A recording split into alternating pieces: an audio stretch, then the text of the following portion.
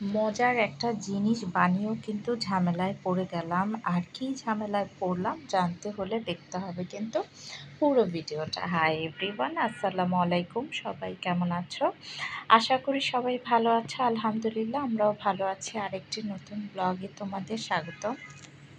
তো শুরুতেই যে কথাটা বললাম, কেন বললাম, এই যে দেখো সেদিন কিন্তু রসমালাই বানিয়ে দিয়েছিলাম আর তোমাদের ভাইয়া খেয়ে এতটাই তার কাছে মজা লেগেছে, আজকে আবার 10 লিটার দুধ নিয়ে এসেছে। আর এই গরমে এগুলো করতে কার ভালো লাগে বলো? রাতের বেলা তো মেজাজটা কিন্তু এমনিতেই গরম হয়ে গিয়েছে এই দুধগুলো দেখে। তো আমি সোজা ফ্রিজে রেখে দিলাম আর বললাম যে বানাতে পারবো না। তো সকালে উঠে রান্না বান্না সব কিছু করে কিন্তু আবার সেই না করেছি ঠিকই, কিন্তু তোমাদের ভাইয়া খেতে চেয়েছে তো না বানিয়ে আর কি করব। আর বাচ্চারাও কিন্তু খুব পছন্দ করে আর আমি কিন্তু পছন্দ করি না সেটা বললেও ভুল হবে, আমারও ভালো লেগেছে কিন্তু গরমে বানাতে একটু কষ্ট, এটাই আর কি। এখন দুধের ছানাটা কিন্তু আমি বানিয়ে নিয়েছি আর দেখো ছানাটা আমি বানিয়ে হাত দিয়ে ভালো করে ম্যাশ করে নিয়েছি। আর 2 চামচের মতো এর ভিতরে আমি ময়দা দিয়ে নিলাম আর ময়দাটা দিয়ে ভালো করে মেখে নিতে হবে। আর এই ডোটার ভিতরে কিন্তু বেশি পরিমাণে ময়দা দেয়া যাবে না, নইলে কিন্তু মিষ্টিটা সুন্দর হবে না।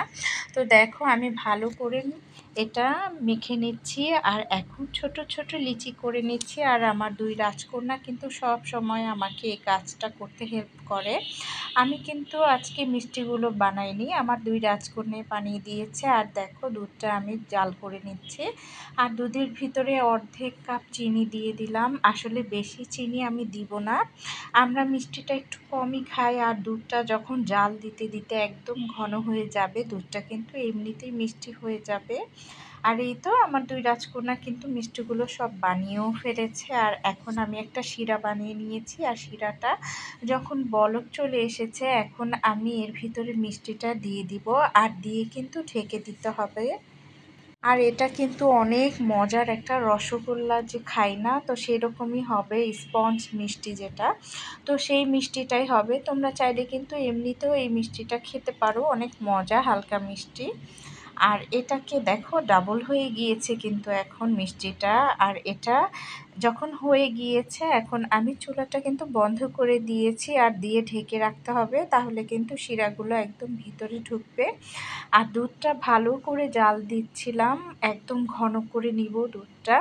আর এর ভিতরে মিষ্টিগুলো আমি উঠিয়ে একটা বক্সে করে রাখবো। আসলে মিষ্টিগুলো এতটাই পারফেক্ট হয়েছে আর এত সফট হয়েছে যে একটু ধরলেই কিন্তু ভেঙে যাবে। তো আমি আলতো আলতো করে বক্সে করে উঠিয়ে নিলাম আর নিয়ে বক্সে দেখো সবগুলো উঠিয়ে নিচ্ছি। আর বক্সে উঠিয়ে যে আমি দুধের যে ঝোলটা বানিয়েছি তো সেটাই আমি এর ভিতরে দিয়ে দিব। আর দেখো কতটা পারফেক্ট হয়েছে।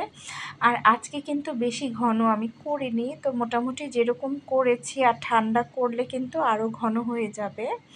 তো দেখো আমি 2টা বক্সেই আমি ঢেলে দিচ্ছিলাম রসটা। আর এই রসমালাইয়ের এই রসটা খেতেই কিন্তু অনেক মজা।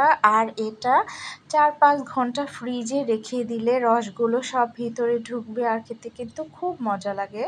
আর এটা রেখে আমি যখন নর্মাল ঠান্ডা হয়ে যাবে তখন আমি ফ্রিজে 2-3 ঘন্টার জন্য রেখে দিব।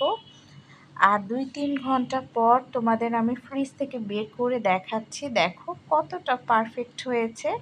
আর দেখো ঝোলগুলো কিন্তু এখন আরও একটু ঘন হয়ে এসেছে, তোমরা দেখলেই বুঝতে পারবে। এর আগের ঝোলটা কিন্তু একটু পাতলা ছিল, এখন কিন্তু ফ্রিজে রাখার কারণে ঘন হয়ে গিয়েছে। আর আলহামদুলিল্লাহ এটা খেতে এতটাই মজা কি বলবো, তোমরা না বানালে কিন্তু বুঝতে পারবে না, অনেক মজা হয়। আসলে দোকানেরটার সাথে বাসারটার কম্পেয়ার করাই যাবে না, দোকানেরটা তো দোকানের টেস্ট আর বাসারটার কথা কি বলবো, এক কথায় অসাধারণ।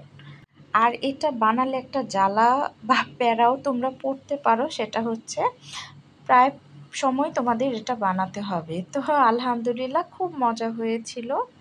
আজকের ব্লগটা কেমন লাগলো অবশ্যই জানাবে। ভালো লাগলে প্লিজ লাইক, কমেন্ট, শেয়ার করে দিও। আর আমার ইউটিউব যারা দেখছো প্লিজ সাবস্ক্রাইব করে দিও।